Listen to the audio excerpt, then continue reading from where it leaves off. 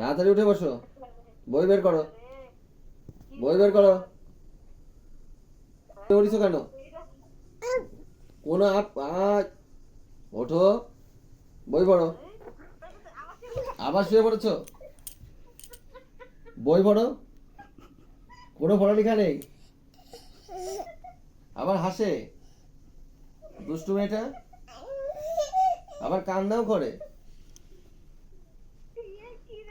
কোনো কাজ নেই, এরকম ঢ্যাপাস দিলে হবে না। ভাত খাবি? বই পড়বি না?